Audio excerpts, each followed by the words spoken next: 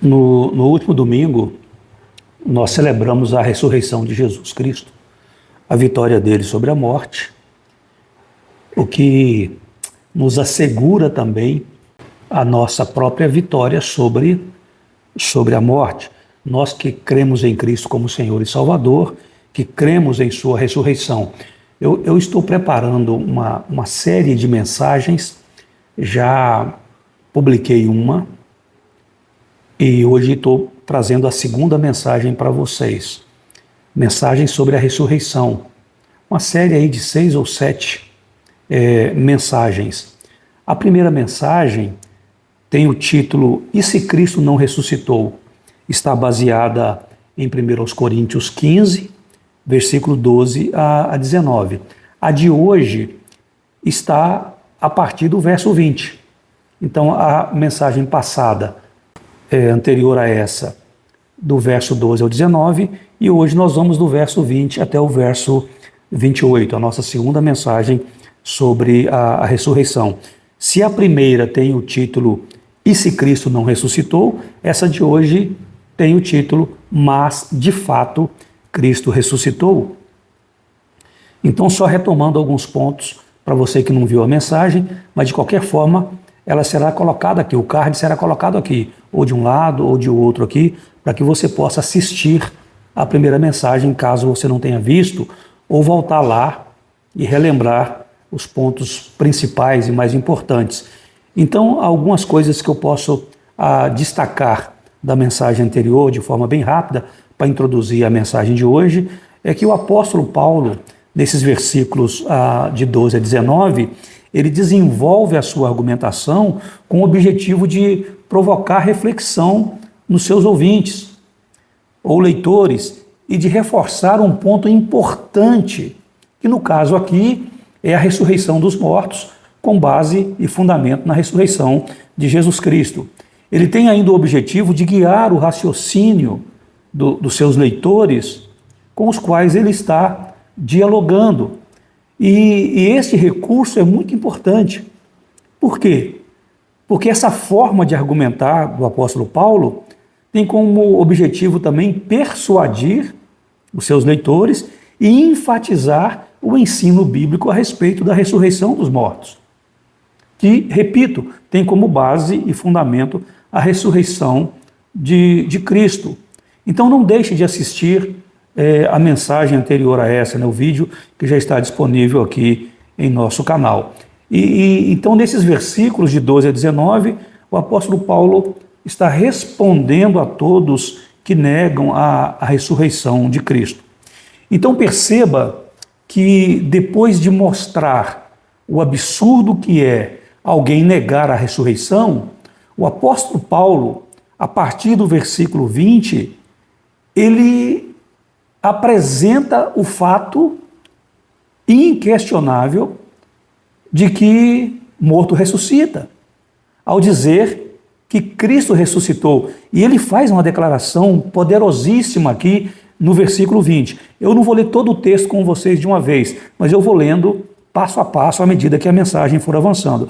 Mas o versículo 20 ele já começa assim: mas, de fato, Cristo ressuscitou dentre os mortos, sendo ele as primícias dos que dormem. E isso depois de refutar o argumento daqueles que negam a ressurreição e dizer como é absurdo esse tipo de declaração, que não há ressurreição de mortos. A ressurreição não é apenas possível, ela já aconteceu e começou definitivamente em Cristo e com Cristo. E isso muda tudo. Muda o nosso passado, muda o nosso presente e muda o nosso futuro.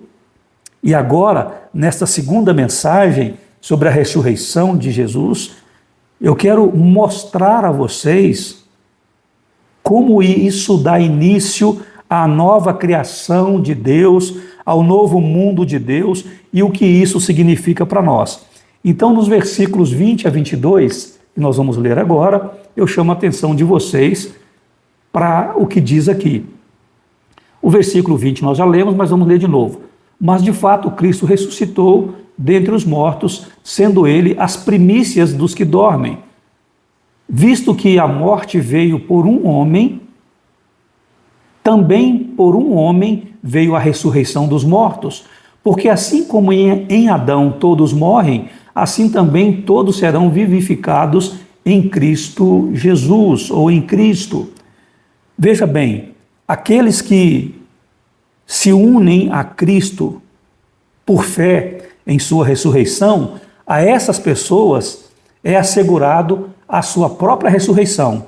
Então, por exemplo, se eu estou unido a Cristo em sua ressurreição por meio da fé, é assegurado a mim a minha própria ressurreição, e assim também com você que me ouve e que me vê. Veja, por causa de Adão, todos os homens se tornaram mortais, porque todos passaram a ter a sua mesma natureza pecaminosa, corrompida pelo pecado, o pecado que trouxe a morte para a nossa história e para a nossa existência. E Paulo vai dizer que essa morte passou a todos os homens, mas também, por meio da ressurreição de Cristo, todos os que creem nele e o confessam como Senhor e Salvador se tornam participantes do seu espírito e da sua natureza espiritual. Sobre essas pessoas que creem em Cristo e o confessam como Senhor e Salvador, Jesus disse que, ainda que eles venham a passar pela morte, eles vivem para sempre, eles vivem eternamente. Porque Jesus afirmou o seguinte: eu sou a ressurreição e a vida. Quem crê em mim, ainda que morra, viverá. Num sítio, quando chega o tempo da colheita, eu sempre cito uso ilustrações, né? Cito algumas coisas relacionadas com sítio, com fazenda, com plantação, porque é a minha origem, né? Eu sou um menino da roça, né? Então, num sítio, quando chega o tempo da colheita, os primeiros frutos amadurecem antes dos outros. Isso é muito bacana. Por quê? Porque é um sinal seguro de que a colheita completa está chegando. Esses primeiros frutos apontam para a colheita que está vindo aí, né? As primícias garantem que o restante também virá. Paulo diz que Cristo é as primícias dos que dormem. Então, Cristo é o primeiro fruto da ressurreição. Ele ressuscitou e, porque ele ressuscitou, nós também ressuscitaremos. A morte entrou na nossa história, na história humana, através de Adão, mas a vida venceu a morte por meio de Jesus Cristo. Então, meu irmão, minha irmã, não tenha medo da morte. Ela não é o fim. Ela é, na verdade, uma porta para a vida eterna.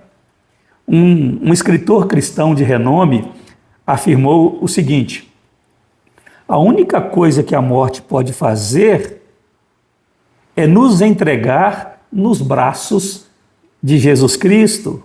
E eu te pergunto, tem algum lugar melhor do que os braços de Jesus para estarmos? Claro que não. Nos braços de Jesus estamos amparados, nos braços de Jesus estamos salvos e com a nossa salvação garantida, irmãos. E o Senhor Jesus mesmo disse: que adianta ao homem ganhar o mundo inteiro e perder a sua alma? Então, cuide da sua alma, o seu bem mais precioso, invista na eternidade e viva com segurança. Mas em segundo lugar, porque em primeiro lugar, a ressurreição de Cristo é o início dessa colheita maravilhosa chamada vida eterna. Mas em segundo lugar, a ressurreição de Cristo aponta para o reinado vitorioso do eterno Deus e Pai. Olha os versículos 23 a 25. Cada um, porém, por sua própria ordem. Cristo as primícias, depois os que são de Cristo na sua vinda. E então virá o fim, quando ele entregar o reino ao Deus e Pai, quando houver destruído todo o principado, bem como toda a potestade e poder, porque convém que ele reine até que haja posto todos os inimigos debaixo dos pés. Então a ressurreição, com base nesses versículos 23, 24 e 25, aponta para o reino vitorioso do nosso eterno Deus, do nosso bom Pai. Aqui diz que haverá uma ordem na ressurreição. O próprio Cristo foi o primeiro, as primícias, e em sua vinda ressuscitará o seu povo redimido antes das demais pessoas. Mas ao final, os ímpios, os incrédulos, também serão ressuscitados. E a Bíblia diz que uns ressuscitarão para a vida eterna e outros ressuscitarão para a condenação eterna, mas todos ressuscitarão nessa ordem: Cristo, depois os salvos, depois os incrédulos, os perversos. E então, diz o texto bíblico, você leu comigo, será o fim presente das coisas que agora existem. Na verdade, será o fim do presente, né? Estado das coisas que a gente vê, que a gente conhece, né? E se nós queremos triunfar nessa solene e importante ocasião, recebermos lá uma palavra como vencedores, como vitoriosos, o que temos que fazer hoje? Temos de nos submeter a Jesus Cristo, o Rei dos Reis, o Senhor dos Senhores, e nos colocar debaixo do seu poder como súditos desse rei, vivendo a realidade do seu reino presente. Precisamos aceitar a salvação que ele nos oferece e dedicarmos a nossa vida inteiramente para a sua glória. E então nos regozijaremos, nos alegraremos quando ele concluir a sua obra, para que Deus receba toda a glória, especialmente a glória a respeito da nossa salvação. E possamos assim servi-lo para sempre, desfrutando da presença de Deus, da companhia de Deus, vivendo sem nenhuma limitação na presença de Deus. Né? Pensa num rei, né, que vence uma guerra, não apenas uma batalha, mas ele vence uma guerra e quando ele volta, ele devolve o comando, ele devolve o trono, ele devolve toda a direção, dando toda a glória ao rei, seu pai, não é? Mostrando que ele cumpriu a missão que lhe foi confiada. Toda a autoridade dele foi usada para subjugar os inimigos e agora o reino está em paz. Você consegue visualizar isso? Né? Nos filmes, né, que trazem essas batalhas épicas, mostram isso. Né? Às vezes não um filho de rei, mas um general, né, cheio de glória, estrategista nas batalhas, com um poder grandioso de armamento e de soldados, né? Ele vai, ele luta, ele vence, mas quando ele volta, ele entrega tudo nas mãos daquele que é superior a ele, né? Ele não pega a glória para si. Cristo é o Rei, Cristo é o Supremo Comandante. Aqui nas Escrituras, nós aprendemos que tudo está sendo colocado debaixo dos seus pés e ele está reinando. Ele está colocando todos os inimigos debaixo dos seus pés, inclusive a morte. E isso significa que a história não está, de modo nenhum, fora do controle. Porque Cristo reina. Cristo reina sobre tudo, sobre todos. Cristo reina sobre governos.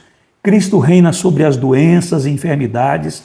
Cristo reina sobre as crises e também sobre a morte. você pode descansar, porque a justiça triunfará. O mal não tem a última palavra. O mal jamais terá a última palavra, porque Jesus Cristo reina e reinará para todo o sempre. Agora leremos os 3 últimos versículos da nossa perícope, os versículos 26, 27 e 28. E aqui nós vamos ver que a ressurreição de Cristo garante a destruição final e definitiva da própria morte. Então veja, versículo 26. O último inimigo a ser destruído é a morte, porque todas as coisas sujeitou debaixo dos pés. E quando diz que todas as coisas lhe estão sujeitas, certamente exclui aquele que tudo lhe subordinou. Então está falando que Cristo sujeita tudo debaixo dos seus pés, tudo está debaixo do seu domínio, menos aquele que é maior do que ele, no caso aqui, Deus, o Pai, o Criador, que entregou tudo a Cristo. Verso 28 confirma isso. Quando, porém, todas as coisas lhe estiverem sujeitas, então o próprio Filho também se sujeitará àquele que todas as coisas lhe sujeitou, para que Deus, o Pai, seja tudo em todos. Vejam, é necessário que nós reconheçamos o caráter hostil da morte. Nós não podemos brincar com a morte. Nós não podemos tratar a morte como se ela não tivesse nenhum poder, como se ela fosse a nossa amiga. Mas ninguém que está em Cristo precisa temer a morte, apesar de ela continuar sendo um inimigo insaciável. E ela é um inimigo para nós também, para nós os cristãos redimidos pelo sangue do Cordeiro.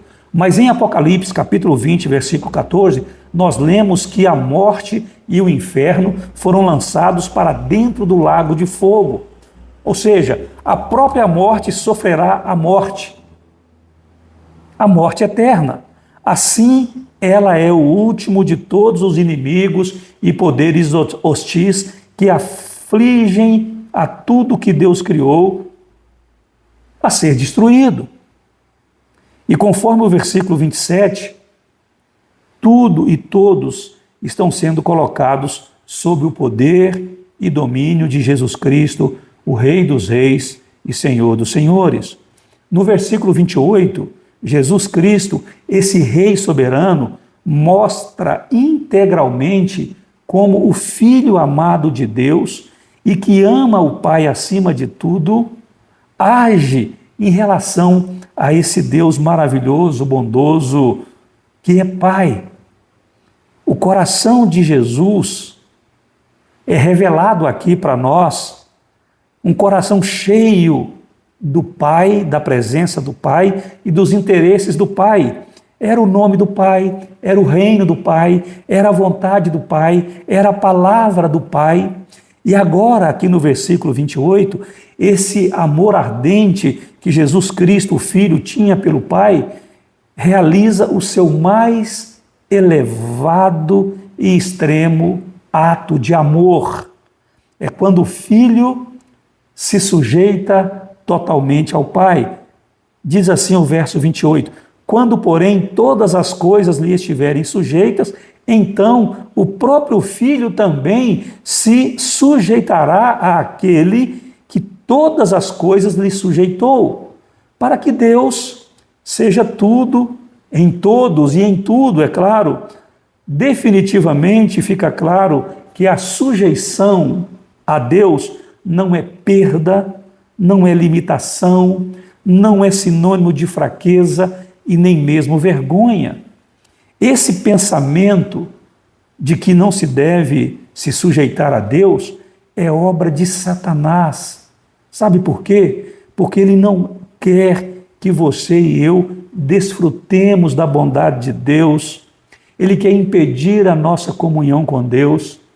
Então ele tenta imprimir na nossa mente e coração, dizendo para nós que sujeição a Deus é perda de liberdade, perda de alegria, de prazer. Ele diz que isso nos limita, ele diz que isso é sinônimo de fraqueza, ele diz que isso é vergonha, mas não é. Jesus ensina exatamente o contrário.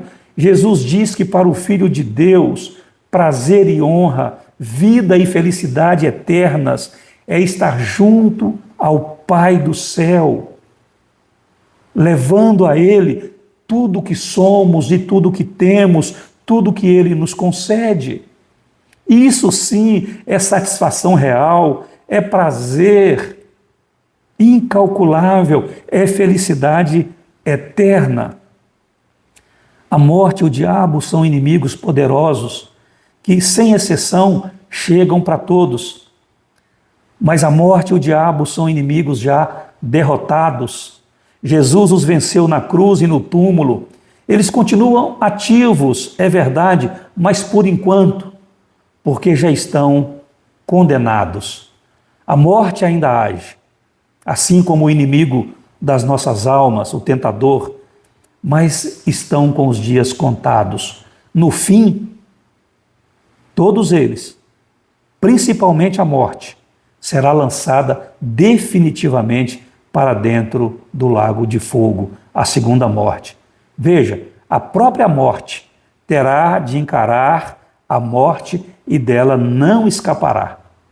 Por isso, ela, a morte, é o último inimigo a ser destruído. Isso dá sentido à vida. Isso traz conforto na dor e firmeza na fé e na esperança. É por isso que quando sepultamos um ente querido que morre em Cristo, fazemos isso com a certeza de que a morte não tem a palavra final. E quando chegar a nossa vez, nós seremos recebidos por aquele que venceu a morte por nós e estaremos com os nossos amados que partiram com Cristo. De fato, Cristo ressuscitou. Essa verdade, essa doutrina bíblica é a rocha que sustenta a nossa fé. E por causa disso, temos esperança além da morte. Sabemos que o mal não vencerá e que podemos viver e morrer com confiança. Cristo é as primícias. E se Cristo é as primícias, então a colheita está garantida. O reino de Deus é uma realidade presente. A morte já foi vencida e será totalmente destruída quando Jesus Cristo voltar para buscar a igreja dele. Eu estarei entre os salvos e você. Vamos juntos, andando com Jesus e firmando cada vez mais nele a nossa fé e a nossa esperança de uma vida não só aqui e agora, mas de uma vida que nem a morte pode destruir. Porque quando um cristão fecha os olhos aqui nesse mundo, ele os abre na eternidade junto com Jesus. Foi isso que o próprio Jesus disse àquele ladrão, a um dos ladrões, que foi crucificado com ele. Ainda hoje estarás comigo no paraíso. Creia nisso. Creia nisso. Cristo ressuscitou. Cristo está vivo. Louvado seja o Senhor. E porque Ele venceu a morte, nós também vamos vencer. Em nome de Jesus. Que Deus te abençoe. Que Deus abençoe a sua casa. Que Deus abençoe a sua família. E se torne comigo um propagador da palavra de Deus. Curta esse vídeo, deixa aí o seu like. E se ainda não se inscreveu em nosso canal, se inscreva. Um forte e carinhoso abraço. Deus te abençoe. E não deixe de ver o vídeo com a mensagem anterior a essa, dos versículos 12 até os versículos 19. Tem mais 5 ou 6 mensagens nesse capítulo que eu quero trazer para vocês. Fiquem atentos, não desanimem, aguardem e vamos juntos.